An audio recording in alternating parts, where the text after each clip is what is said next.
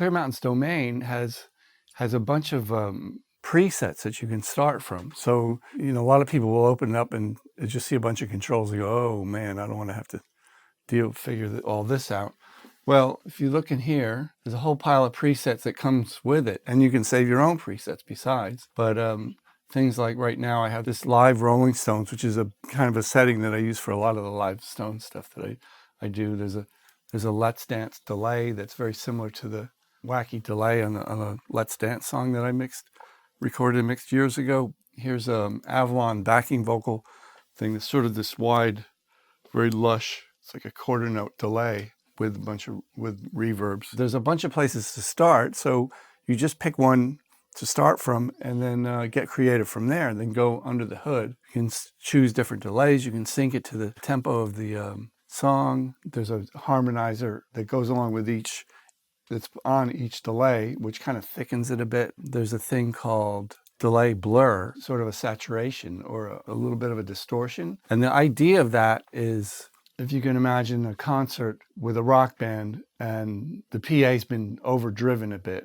and the sound of the PA is bouncing off the walls of the arena. It kind of simulates that a little bit. Plus you can EQ it so you could take out some bottom end or boost some treble or whatever just to make it sound.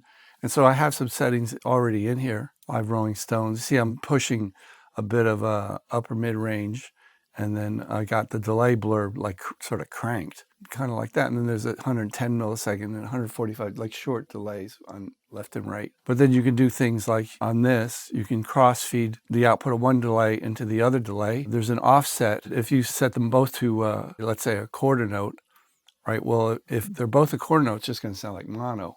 But this way you can subtract like 12 milliseconds from the left, and it automatically does the opposite on the right. It adds 12 milliseconds. So it kind of widens the delay and turns it into stereo. Got some other cool features, like let's say you do a quarter note and a dotted eighth. All right, so there's a quarter note on the left, dotted eighth on the right, and then you want to feeding back onto themselves, right? Without the crossfeed. Now the thing is, if one delay is longer than the other one, the long delay, of course, is going to decay longer than the short one. Well, this compensates for that automatically.